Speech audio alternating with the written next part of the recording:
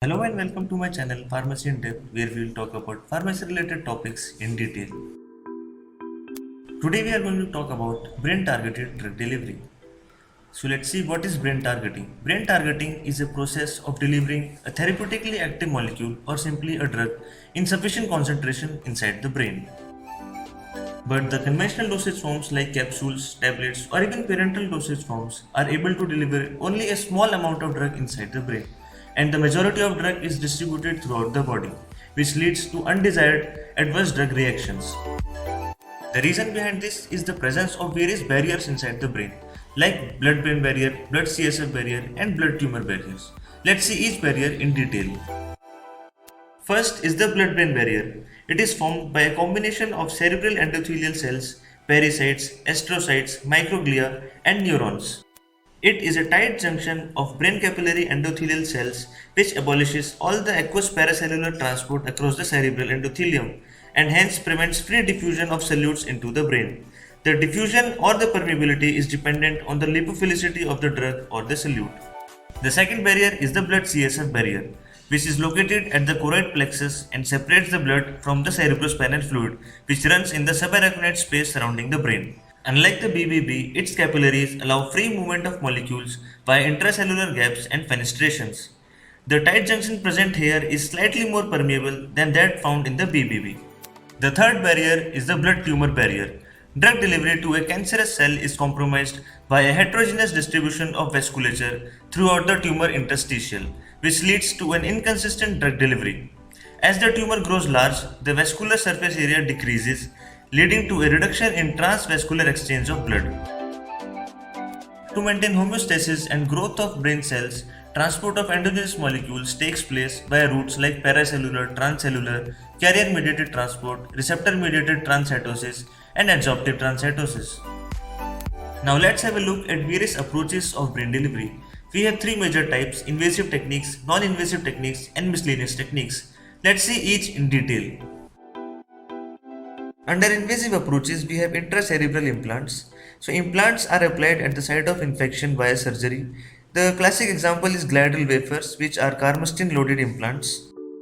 The second is intraventricular infusions. In this, a plastic reservoir is implanted subcutaneously in the scalp and connected to the ventricles. This reservoir is known as Ommaya reservoir, and the drug is infused using this reservoir in the brain parenchyma.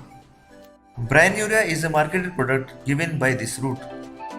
Then we have BBB disruption. This can be done either by injecting a hyperosmotic solution, which leads to shrinkage of endothelial cells and causing hyperpermeability, or by using ultrasound, which disrupts the tight junction and increases the permeability for the drug inside the brain. Optisone is an example of this category. In non-invasive approaches, we have the first type, the chemical type. In this, we have the first type, the prodrug. In this, we try to synthesize a prodrug which is having high lipophilicity as compared to the parent drug, and it helps in penetrating inside the brain. In drug conjugates, we attach our drug with a carrier with the help of a linker. The carrier has high lipophilicity as compared to the parent drug, and a carrier can be an aptamer, a cell-penetrating peptide, or any small molecules. In biological, we have monoclonal antibody conjugates. In this, we conjugate our drug to an antibody with the help of a linker. This antibody will bind to its specific antigen present inside the brain. In vector-mediated delivery, we prepare a drug-vector conjugate. This vector is complementary to the receptor present on the surface of BBB. After binding of this conjugate to the receptor, the drug is taken inside the brain via receptor-mediated endocytosis. At the end, we have our colloidal drug delivery systems. These can be liposomes, nanoparticles, micelles, nanocapsules, dendrimers, and so on. Out of all the approaches, this is the most explored one, and here are some of the marketed products of liposomes used for brain delivery. The last approach is the miscellaneous approach. In this, we have intranasal delivery. So the drug is transported through the nasal cavity via three routes: trigeminal, olfactory, and respiratory route. Trigeminal and olfactory transfer the drug to the brain, whereas the respiratory route transfers the drug to the systemic circulation. Here are some of the nasal sprays meant for nose to brain drug delivery. Nowadays, a lot of research is going in this field for nose to brain delivery. The second type is the iontophoretic delivery. In this, the ionized drug molecule is delivered across the blood-brain barrier using an externally applied electric current.